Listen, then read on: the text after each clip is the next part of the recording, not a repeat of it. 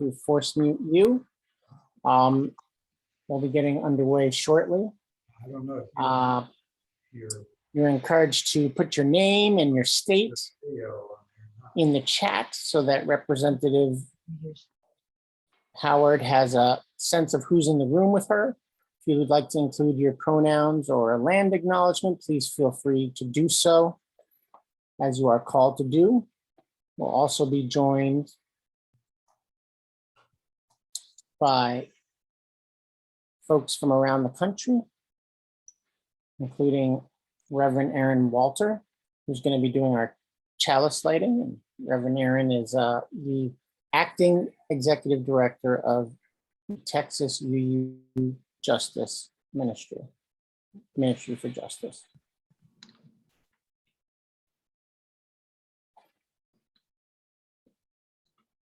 So again, as we begin the program, I just want to remind folks, you can put questions in the chat if you have them. We'll get to them a little later on in the evening.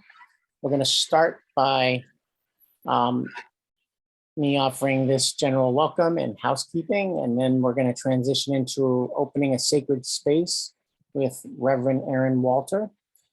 And then I'm going to do a formal introduction of Representative Howard, and then we're going to allow Representative Howard to speak to her experience and her UU view from within the Texas legislature on the state of our democracy and what she feels we should know as UUs and voters of principled concern from around the country. So again, we're recording, so please be mindful of that. If you have bodily needs or household needs, feel free to get up and take care of them.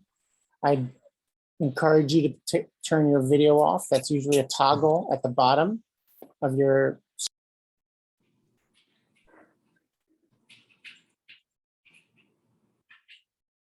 Could you turn your video off? Good, I did that. You're muted, Pablo. Oh, I'm sorry. I was speaking to you guys and thinking that I was on. I didn't realize I was on mute, so apologies. Okay, so I'm just quickly running down what we're going to do. So I'm doing some general housekeeping and welcome for you guys. I'm encouraging you to keep in mind that we are recording this evening. So if you have, real needs, or, living body needs, please feel free to take care of them. Consider whether or not you want to go on or off camera. If you are joining us this evening, I encourage you to place yourself on mute so that we don't have to mute everyone. And then we can't, you can't ask a question when we get to our Q&A. We're going to start with an opening prayer and chalice lighting by Reverend Erin Walter of the Texas UU Justice Ministry. And then I'm going to do a formal introduction of Representative Howard.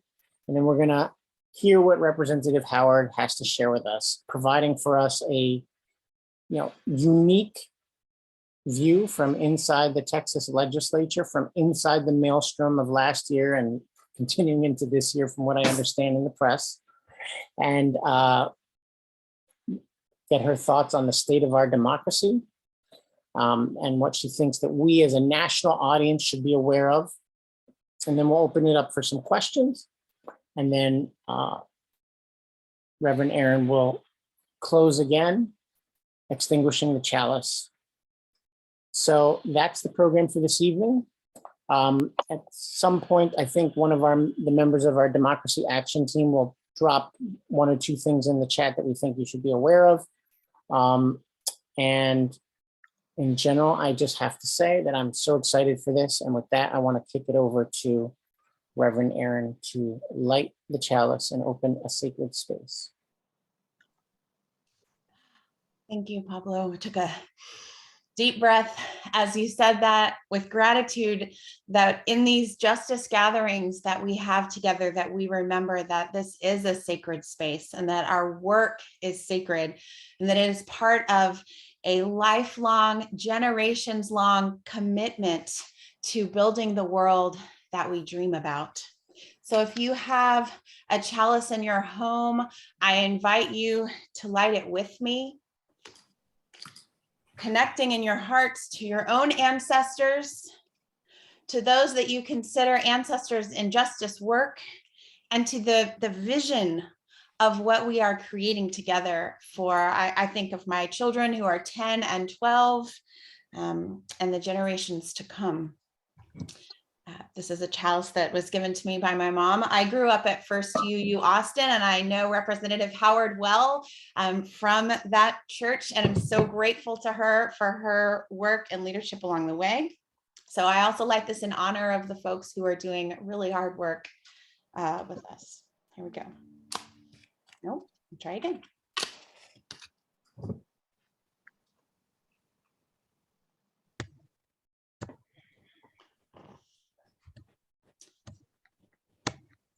Now, as a native Texan myself, my heart is always with the quest to bend Texas toward justice. And as I've answered the call to serve as the minister and executive director of our Texas Unitarian Universalist Justice Ministry, that's our state action network. And we're in relationship with you at UUSJ and so many folks all around the country doing this work. And as I've answered that call, my heart has been a mixture of joyful to do this work with all of you, and heavy, because we know that it's no small task to seek justice in Texas, in the United States, in the world in 2022.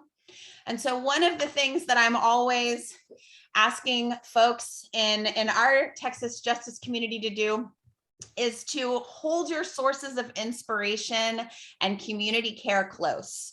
What are the readings that you love and that give you strength? I'm always returning to Adrienne Marie Brown's Emergent Strategy. If you don't know that book, I recommend it highly to you. And she says in one of her speeches, a Racial Equity Summit keynote of 2021 in St. Louis, we are imagining a world we have never seen before. So I want you to remember that we're visioning something that hasn't even been born yet, and we're building it together. And as we bring our sources of joy, of sustenance, of spirit, as we make sure that we are never giving in to despair, even though we may always be truthful when we are tired or when things are hard, our sources of sustenance are so important. And so for me, those of you who know me know that music is a big one of those. I invite you to share in the chat. While I am playing a song for you of spiritual grounding, I invite you to share in the chat if you would like. What are the sources of spiritual nourishment for you? What are the things that keep you nourished for this road of justice seeking, justice making that is for all of us to be on together? So I'll tell you, the song that I'm gonna play for you is one that I wrote for my band, Parker Woodland, that I've been playing for churches all around the country and Canada for the last several years. I would play it in person before the pandemic, and then we took it virtual. And I wrote it, it's called The World's on Fire and We Still Fall in Love. I wrote it in 2018, thinking about the political landscape of our country then, and you'll hear some of that. And we know the saying that love is what justice looks like in public, from Cornel West. And so when I sing about love a little bit, I also want you to think about justice with me. All right. I'm a bass player, so we'll see how this goes on guitar for you. I am going to give you the acoustic version of this song. Special treat, we shall see. All right. Will you take a breath with me? One more. All right. It's a hard time to look for hope when the truth can feel like a joke or worse. They tell you it's your fault if you trust. But there's one thing I know, it's this: opposites do coexist, and the last thing they'll ever kill is love. The world's on fire and we'll still fall in love. The world's on fire and we'll still fall in love. The world's on fire and we're not giving up. No, I could let this go. Say it's not worth it. Oh, I could give up before we know. And what's the use in having hope There it is. And even though everything's wrong and it shows, I still look at you and I know one thing could be perfect. World's on fire and we'll still fall in love. The world's on fire and we'll still fall in love. The world's on fire and we're not giving up. No, no, not giving up. Sing it. The world's on fire and we'll still fall in love. The world's on fire and we'll still fall in love. The world's on fire and we're not giving up. No, no. Well, I don't want to be naive, but I catch myself wanting to believe, and I think I could take a risk this time. It's a hard time to look for hope when the truth can feel like a joke, or worse, they tell you it's your fault if you try. The world's on fire and we'll still fall in love. The world's on fire and we'll still fall in love. The world's on fire and we're not giving up. No, no, one more time. The world's on fire and we'll still fall in love. The world's on fire and we'll still fall in love. The world's on fire and we're not giving up. No, no, no. Thank you. Thank you. Thank you for sharing your spiritual practices in the chat. I can't wait to read them. Thank you for the place to share a bit of my spirit with you, knowing that we are all interconnected as you use doing this work. And I just want to ask you to not give up hope, no matter what it looks like, and to take those risks, to keep your faith, all of those things that make us people of faith doing this justice work. That is how we are going to build that world that we are building together. Thank you again for having me here. Welcome to this sacred, sacred time together. And I can't wait to hear from Representative Howard. Thank you, Pablo. You're very welcome, Reverend Erin. Thank you for blessing us with your song. So many of you said to me, oh, you're going to have Reverend Erin. Is she going to sing for us? So I'm glad that she indulged you. That was the dangerous thing. When you told me that, I was like, oh, well, if they've already heard, then I guess I better. Thanks again. And So, that's probably what's going to be running trains between Madrid and Syria. Yes, thank you. Please remember to put yourself on mute if you're not speaking or asking a question when we get to that section. So it's now my pleasure to introduce Representative Donna Howard. Representative Howard has served in the Texas House of Representatives since 2006, serving in Austin.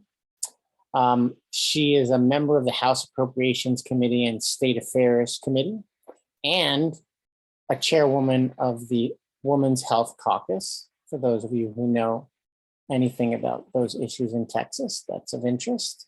I know it is to my wife. She's a native of Austin. She has a master's degree in health education from the University of Texas. She has worked as a critical care nurse at Brackenbridge and Seton hospitals and served as Austin's first hospital-based patient education coordinator. She's also the past president of the Texas Nurses Association for District 5 and was a health education instructor at UT, or University of Texas, for those of you who are not familiar with that. So Donna has served on many boards in the Austin area, but I think it's important to mention here that she's served on the Austin Area Interreligious Ministries, Common Cause of Texas, Texas Freedom Network, and the Texas Campaign to Prevent Teen Pregnancy. And she now serves on the board of Expanding Horizons Foundation, which is focused on supporting low-income housing and education issues. And her prior committees and working group appointments are extensive, too extensive and very impressive to go through right here. But I think I just want to say that The list was very, very long, and any of you who are Texans should be extremely proud of what Representative Howard has been involved with since she won office. And she is a grandmother to 7 perfect grandchildren, as well as a Unitarian Universalist. So Representative Howard, we encourage you to understand that you are home. We are you, you are us. You are with your folks tonight, maybe not the folks in Austin, but the folks of spirit and in spirit with you. And as everyone knows from our promotions, Donna has helped organize more than 50 Texas Democratic lawmakers who departed Texas and came to DC last July to help block a pernicious vote on voting rights bill as sponsored by the state GOP party. And that group met with Vice President Kamala Harris, as well as Senate Majority Leader Chuck Schumer and other senators. And they were calling on Congress to pass federal voting rights protections. And I was tickled pink and pleased to meet Donna during a special session that she had with some of her Texas colleagues, with those of us who are engaged in the interfaith work here in Washington, DC.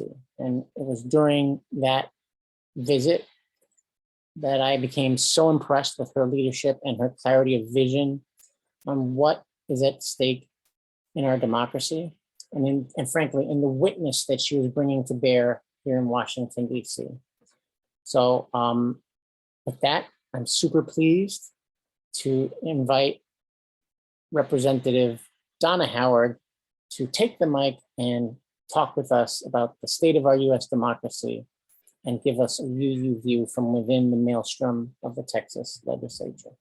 Thank you so much, Representative Donna. Well, thank you. That's almost too hard to follow.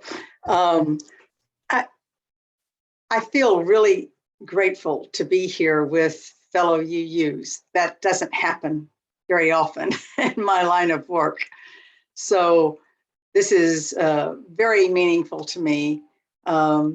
And I'm probably going to ramble a bit and talk about some of the things that we've been working on here and how impactful I think it is on the preservation of our democracy. I am a politician. I do start talking sometimes and go on and on. So please, Pablo, interrupt me if it's time to start interacting more, because I really want this to be interactive in the time that we have together. First off, thank you, Erin, for being here and representing our community here in Austin. Just by a quick introduction, I have lived in Austin my entire life. I grew up in a progressive Baptist church, University Baptist Church, which has been a welcoming congregation for a long time. The minister that I grew up with as a child bought the tickets out of the local movie theater to integrate it. And when he was told he was losing membership because of his efforts back in the day, he said, well, and that his church was dying. He said, I can't think of a better way to die than by being Christian. This is the kind of Baptist upbringing that I had. So it was a very natural thing for me when I became an adult. And I married a man who had grown up in the Unitarian Church.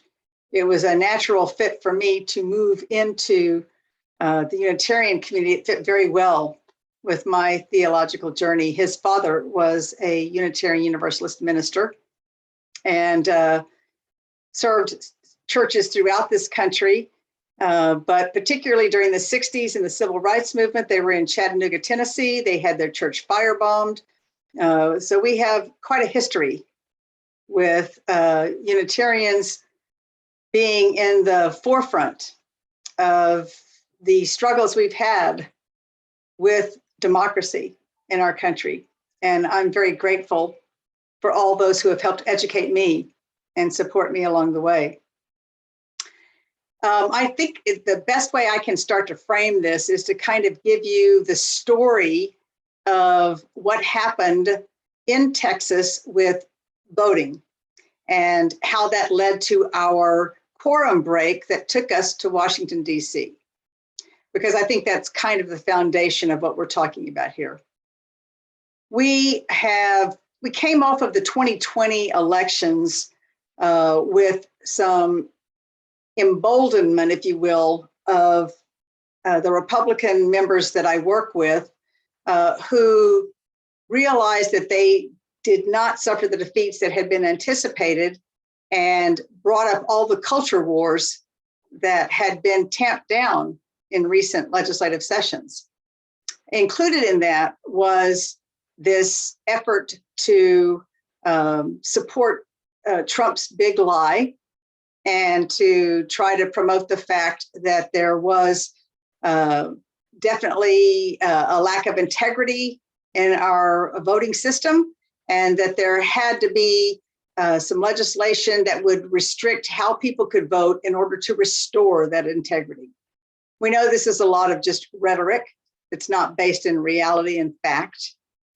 Here in Texas, because we've been dealing with COVID like everybody else, our largest city, Houston, Harris County, implemented some extremely innovative approaches to help people vote during a pandemic, which included such things as 24-hour voting, so that people who were shift workers, those frontline workers that we've been praising for being there for us during the pandemic, creating opportunities for them to actually vote. Moms who could drive through voting with their kids still strapped in, not having to unstrap them and get them into the polling place and perhaps not ever be able to vote. Bottom line is they actually increased voter turnout by having these innovative approaches. What that meant was it increased the Democratic vote. And when the legislature convened, one of the main legislative issues to work on was to put some things in place under the guise of integrity to limit those kind of innovative approaches that allowed people access to the polls.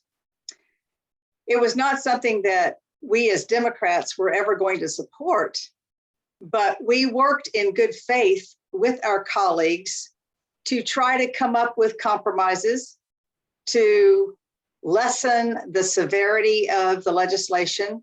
And in fact, in the House in which I serve, we did come up with a final bill that, though we wouldn't have voted for, we certainly wouldn't have broke quorum over. This was a negotiated bill. At the very last minute, in fact, the last minutes of the very last day of the session where we could actually consider legislation, the Senate sent us back a bill that stripped all of the provisions that we had worked on and added some more egregious provisions that included banning souls to the polls by making sure that people could not go to vote when they left church. It couldn't start until later in the day. Also included a provision that would allow the overturning of elections without proof of fraud. Very egregious things that, in retrospect, later my Republican colleagues disavowed. But that night of the regular legislative session, we were presented with a bill that had taken everything out we had worked on and then put in these more egregious measures. We used the procedural tools that were available to us, and we broke quorum so that there could not be a vote taken on that bill, knowing that our governor would call us back. We met in East Austin, which is our traditionally, although with the gentrification that's changing, but it's traditionally been our communities of color. We met at Mount Zion Baptist Church, where we talked about breaking quorum and about our being willing to do whatever it took to make sure that everybody had access to the vote.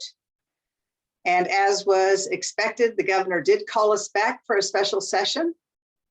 We came back in good faith to work on that bill. I sat in on a hearing, even though I wasn't on the committee, that lasted basically 24 hours, where we heard the bill again. People traveled from all over the great state of Texas, which is huge, to testify. The testifying that they could do was not even open to them until the wee hours of the morning. So many of them had to leave before they could even testify. Amendments were offered to, again, make the bill a better bill.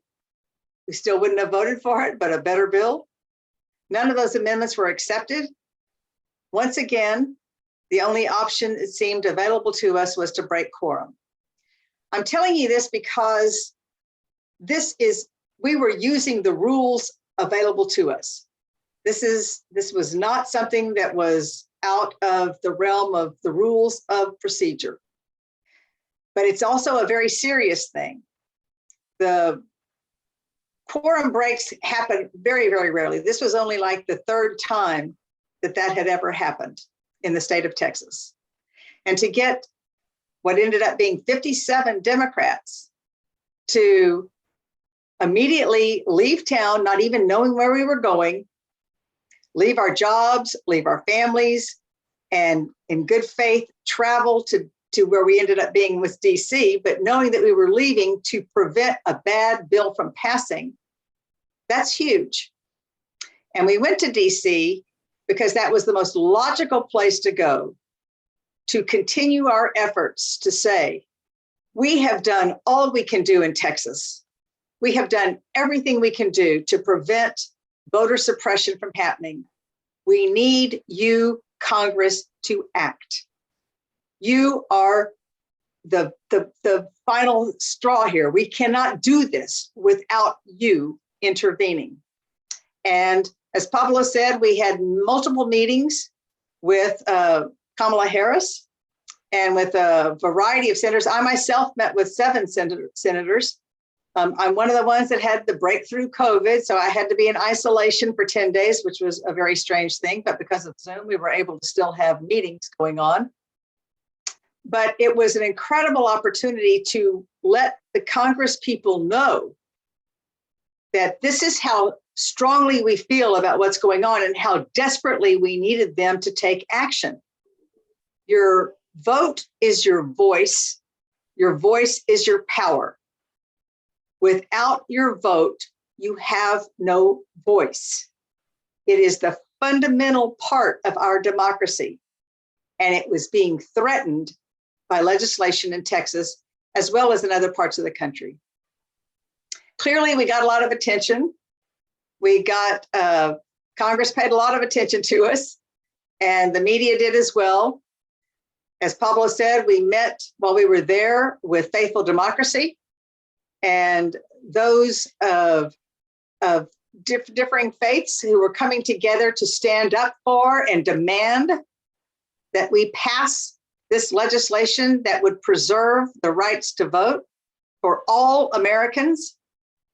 But as we know now, we still haven't seen that, despite everything that everyone has been doing.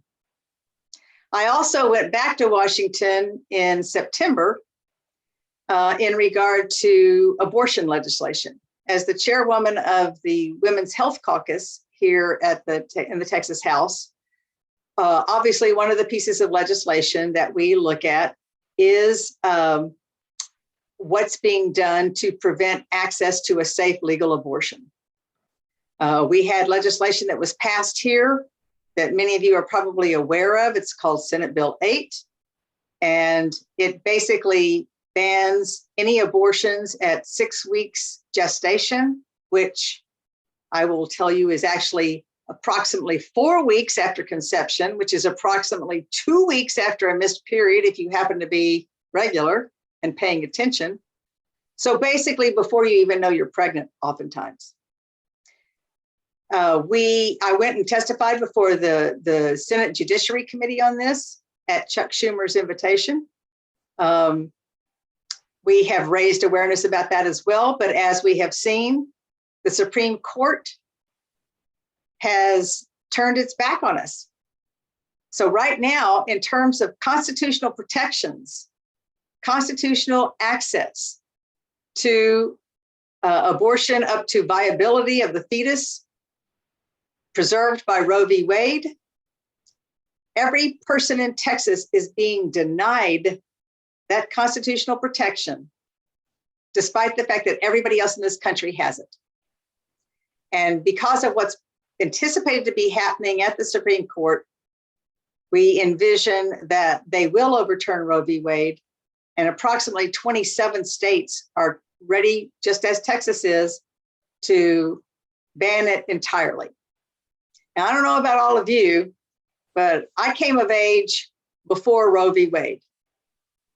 I know what it was like before people had the opportunity to determine when and if they were going to be pregnant, when and if they were going to have a family, and how that impacted educational and employment opportunities.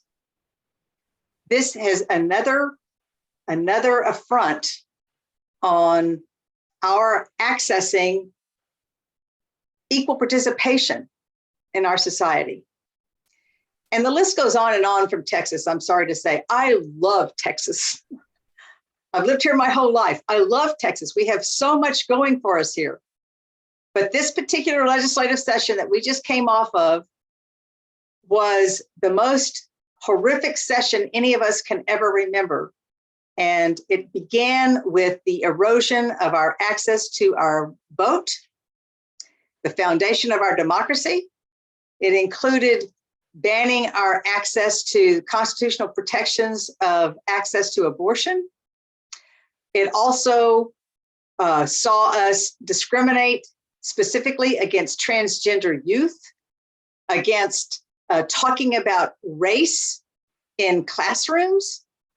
We have permitless carry, where you can get a gun without even getting a permit now.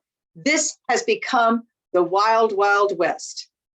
And I will tell you that we hear from people from throughout the country who are looking at what's happened in Texas and are seeing it being modeled in their states.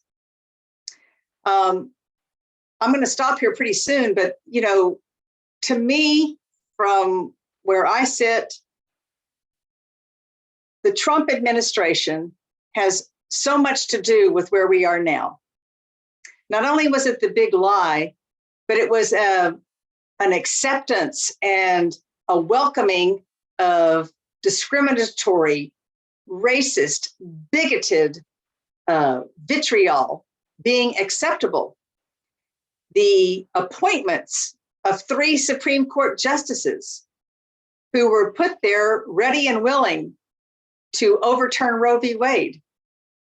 I mean, this has been almost a half a century of having these protections. There are so many people today who have known nothing but having the opportunity to make decisions about their own body, and how that has allowed us to pursue education and employment opportunities that would not have been available otherwise.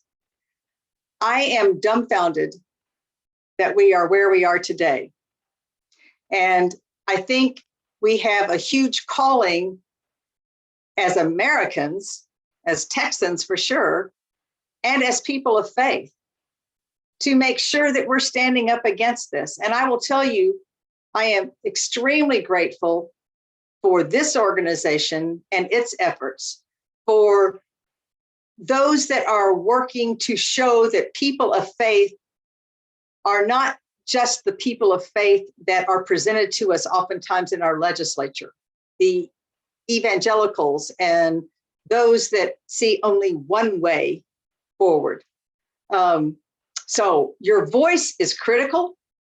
Your work to ensure that those that are elected know that this is of extreme importance and that you're not going to back down, that this is something that is fundamental to us as a people of this nation. I am so grateful for all of the work that y'all are doing. When I was in Washington and met with Sister Quincy Howard and the others with Faithful Democracy and knew about all of the work that was being done and constantly being there in the faces of Congress and saying, we are people of faith and you will have to see us and hear us, is very powerful. So I probably talked too long, Pablo. Like I said, I'm a politician. I start talking and I just kind of keep going. But I will try to stop there and try to do a little more interactive if that works for you. Thank you so much, Representative Howard. That is absolutely wonderful. I think you laid out the history and the case and the implications. I know that many folks throughout the country are, in fact, worried about how their state legislatures are duplicating, emulating Texas and trying to adopt, I don't want to call them the best practices, I might want to call them the worst practices, and making those their own, which is deeply disturbing. I'm reminding folks that now is a good time to put your questions in the chat. I'm going to ask Representative Howard a couple of burning questions that our Democracy Action Team have on their hearts, and then I will look over to the chat to find some live questions. And with that in mind, I also want to flag, if you're deeply disappointed in what the Senate did in January, the USJ has just put out a new action alert, and it provides you the opportunity to tell the Senate that you're disappointed with their vote on January 19th and encourage them to look closely at the Electoral Count Act in order to see what we can do around voting rights concerns if that becomes a viable vehicle this legislative session, but for this second year of the 117th. So that is probably the thing on democracy that the federal forum will be looking at, and I encourage you to take that and spread it around to your friends and neighbors if you care about it. One of the most important and burning questions that we as an organization and the democracy team has on its mind for you, Representative Howard, is, what can those of us who do not live in Texas, who might live in states where some of this is a little less pronounced, do to help the situation in Texas and in other states where votes are being actively suppressed in the way that you described? What is your one or two top recommendations for how can we direct our energy to be of assistance as you struggle and resist this harm? Yeah, that's a hard question to answer because, we're in the midst right now of our primary elections, and we're already seeing the negative consequences of what happened with that legislation in terms of a significant number of mail-in ballot applications are being rejected. The lieutenant governor in our state, who was a big proponent of the elections legislation, actually sent out his own, what am I trying to say? His own materials asking people, and this is in Republicans in particular, to apply for their mail-in ballot application, and he had them send it to the wrong address. So all of those are having to be redone, which is, that's going to hurt his party. But, it's hard for me to come up with a specific, real concrete thing to say for you to do to help us here in Texas. When we're in the midst of this right now. That being said, I think the best thing anybody can do right now is to focus on their own states and to look at what's happening here and to ensure that your representatives are keenly aware of what the negative consequences are that are even affecting Republicans at this point. I appreciate you're in Washington, and we wanted to sway what happened there.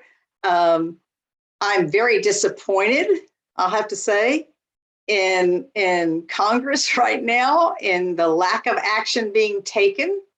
And then, of course, we can't count on the Supreme Court anymore to help us with things. So I feel like the most action that's going to be taken is going to be at the state level, at your state legislative level. And that though presidential elections, congressional elections, all those are very important. And clearly Trump's was very important. It resulted in getting us in the mess we're in now. But what's going to be happening from here going forward is going to be at the state level. And people need to make sure that they are learning from the experiences that we're having in Texas here right now, where people are getting their ballots. We don't have what other states have. I mean, we can't even register to vote online. We have been so suppressed here in Texas. But to look at what the real outcomes are here, to look at the fact that we do not have Supreme Court protection for our constitutional rights to abortion, whether you agree with abortion or not, or that's an issue, however you want to go on that, the fact is, Texans right now do not have the protection of our Constitution. The Supreme Court turned their back on us. I'm just saying, focus on your legislatures. That's where the action is. Thank you, Representative Howard. Donna. You call me Donna. Another question that's come up for our Democracy Action team is, we've heard elected members of Congress, some of them rather prominent, for example, Representative Jamie Raskin, say repeatedly that education is probably the most important thread when we talk about saving our democracy. He characterizes us as in an urgent and extremely difficult place, and sees that it's really education and sort of confronting the misinformation and disinformation with basic education of voters, education of members of our community, almost, sort of hearkening back to that need for civic training and education to address this, because the biggest frame here is, votes being suppressed and confidence in our democracy being undermined at every level, in every way possible. So I'm just wondering, for the long-term health of our democracy, I hear you saying, focus on your states, but are there any sort of really fundamental things that you feel you want to see organizations like UUSJ and deeply engaged UUs striving to address? Because that is the taproot for so much of what you see going on as you reflect on the experience of the past year or so. The first thing that comes to my mind is the inherent worth and dignity of everyone, the interconnected nature of our being, and the fact that we erode the best that we can be when we don't acknowledge that fact, and we marginalize any particular community. And it seems like the divide and conquer method has been what Texas has used to create fear about certain communities. So for instance, we have this fear that people of color are going to push out white people, especially white men, I'm sorry if I'm offending anybody, but that's the majority of our legislature. And so there's been an effort to build this sense of fear, distrust. And I think people of faith have a huge role to play here in helping to shift that rhetoric and to help people recognize that old saying of when you draw the circle, you're not drawing it to say who's in and out, but you're drawing it to be inclusive and to bring everybody in. To not stand up for discrimination in one's community. We've had, unfortunately, instances here in Texas and even here in Austin of anti-Semitism that I think has been stoked by those that were following Trump. And, you know, I've been very grateful to see the interfaith community here in Austin rise up in support of our neighbors and to say that we will not tolerate that. That is not who we are. You know, this whole mistrust of government that you mentioned, that is something that, again, I find it very confusing when I look at my colleagues in the Texas legislature, because they have been promoting this whole thing about you can't trust elections, you can't trust local government, and yet they are imposing their will on us at the same time. It's a very hypocritical situation that I see here. But the fact is, I'm a nurse, as you mentioned, and also been involved with public health.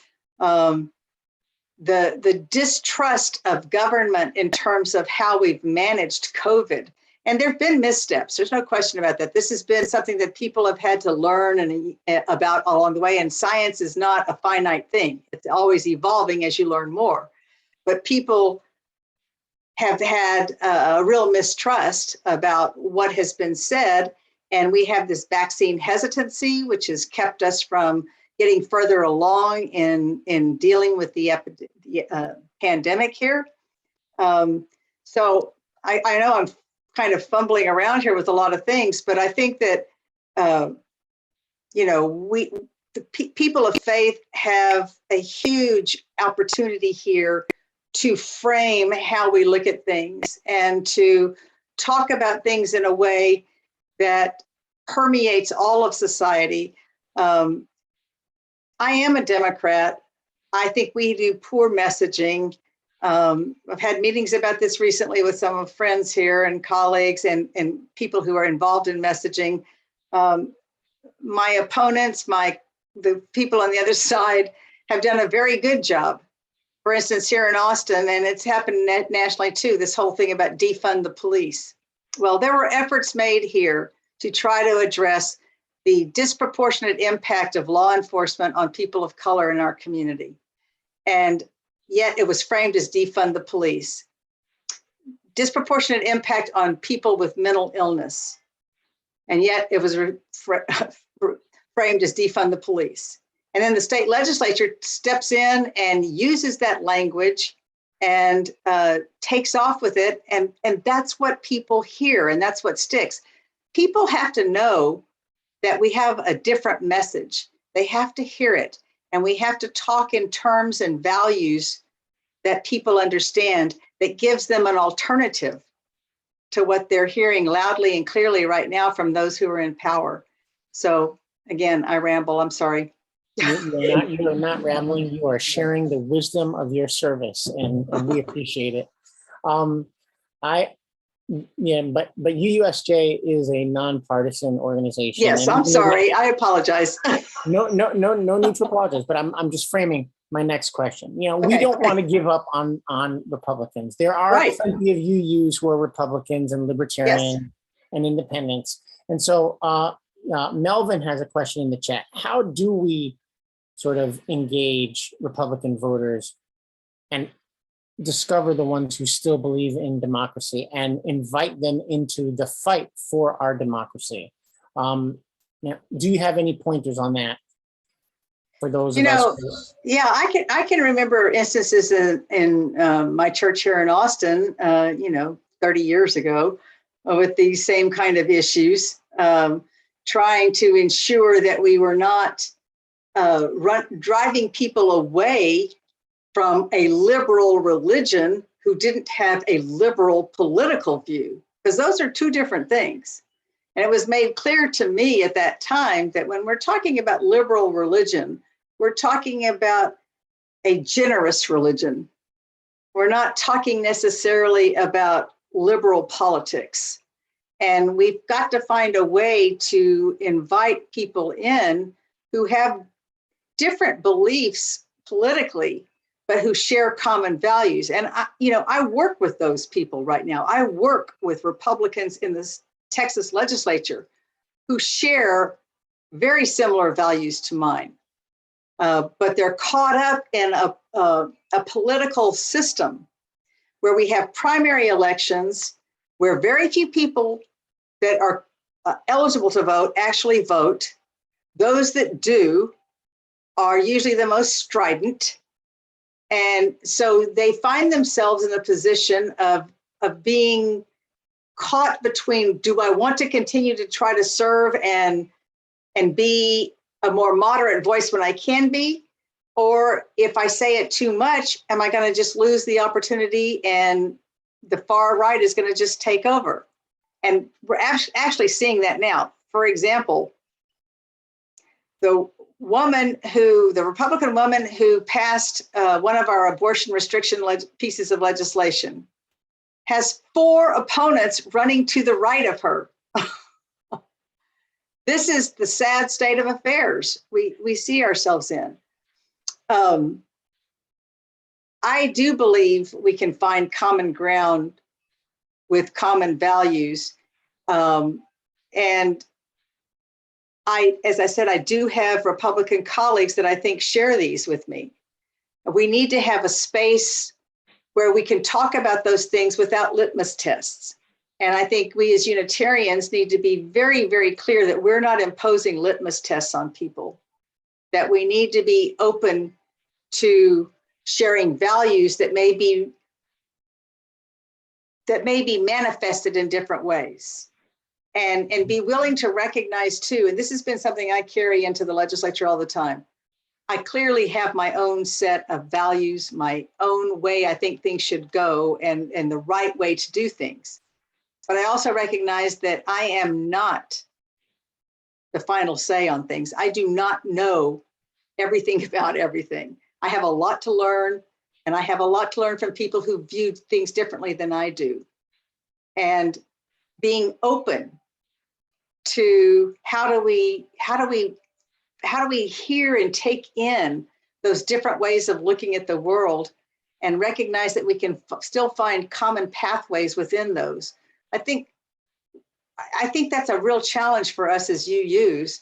And yet I think we have some principles that we follow that guide us there if we only choose to go there. Well, I appreciate that. That rings true with my experience. I just have to go on record on recording. There are plenty of UUs who are dear to my heart who are also Republicans, and they're important to the conversation. Yes.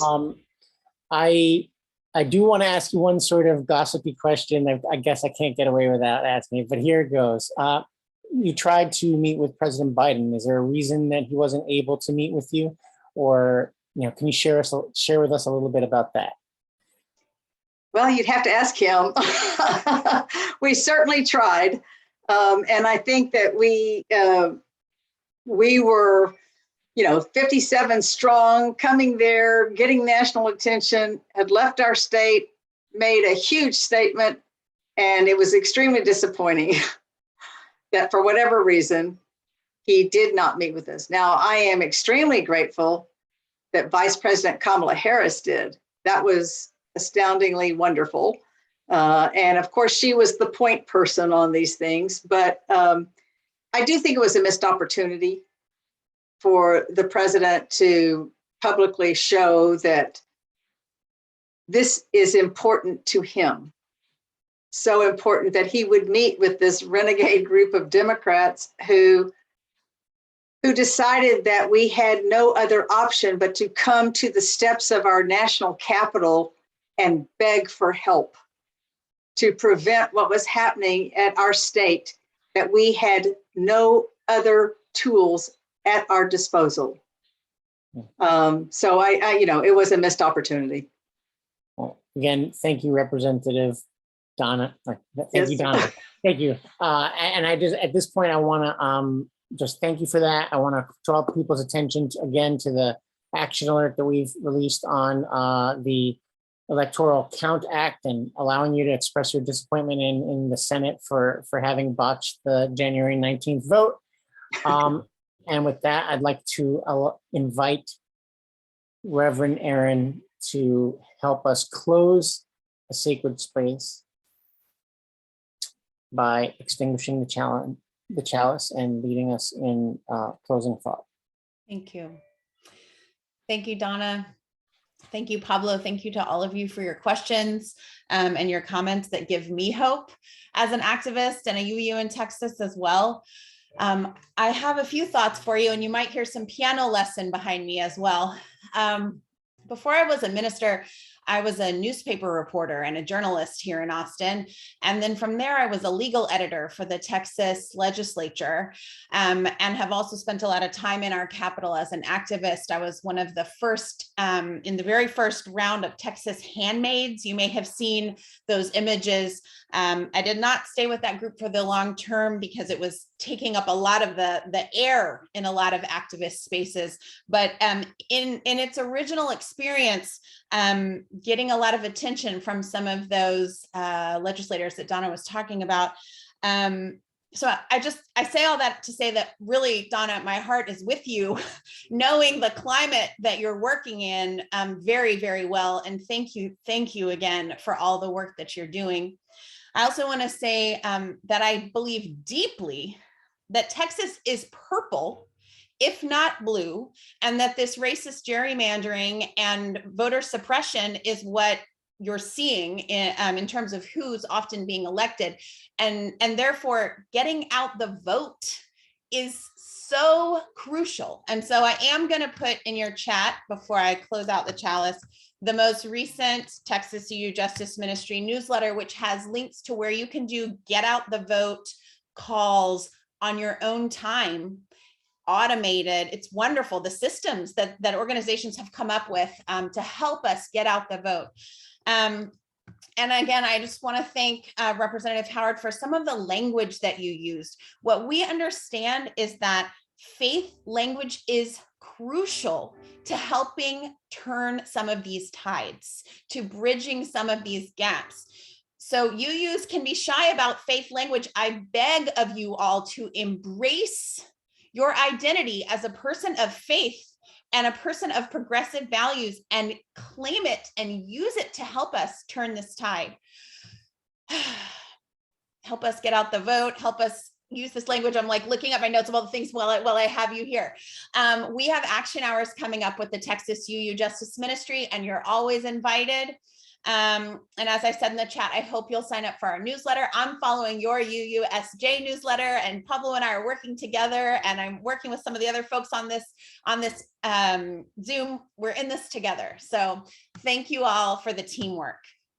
All right, we have serious work to do, and I want you to stay serious about keeping your joy close and your community close, okay? It's both. And as I extinguish the chalice, I want to leave you with words a few people on this call have heard before, but I'm just going to keep saying them because they are so important to me. From my predecessor, the founding executive director of the Texas UU Justice Ministry, Reverend Chuck Freeman. 1 year ago today, last month, preaching at First Jefferson UU Church. You look at what happened in the last election in Arizona and Georgia. This wasn't a flash in the pan. This was the result of a decade or more of grassroots organizing. And Texas is on this path if we keep doing our work, and we will. The future will be determined by those who are focused, centered, organized, and mobilized for the values they hold dear. That will be us. The politically impossible will become the politically inevitable. Amen, Ashe, blessed be, and may it be so. Thank you so much.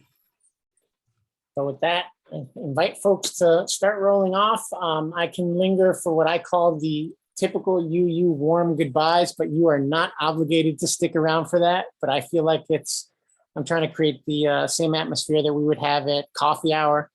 So, if you want to grab me by the elbow or maybe even the beard, if you're like my kid, here's a chance. You got me for maybe 10 minutes or so. And I do want to just underscore, I think I saw Reverend Lisa from Forward Together, North Carolina. There are many of us UUs who are trying to do this work together collectively, walking together in the same direction and making it happen.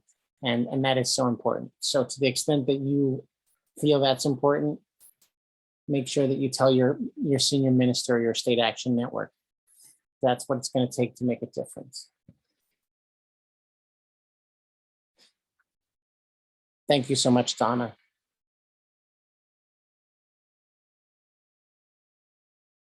Had to unmute there. Okay. Thank you. Appreciate so much the opportunity to be with all of you, and thank you for all of your work.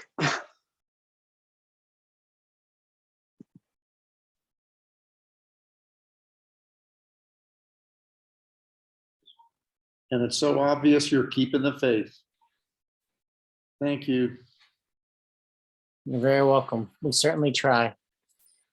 The big topic of discussion right now, and certainly in democracy circles in DC, is how do we keep folks engaged? The energy is going to flow to great extent to the state level, as Donna shared with us. But that doesn't mean that what's going on at the federal level isn't important. And in general, most of the time progress is made over the course of generations. So it's up to those of us who are living now, those of us who are engaged in these struggles now, we've got to figure out what is the bit of work that we can do in the now, knowing that as we struggle for justice, there's always going to be a tomorrow where we have to make things better, because that's the nature of endeavoring towards justice. It's never over. It's just a question of where you're focusing in any given season of engagement. Special shout outs to our Democracy Action team. I think I saw Fred is on here somewhere. If you are interested in joining the UUSJ Action team, please let me know, and I will happily connect you to our wonderful team. It's a great place and way to live your values and do some federal work.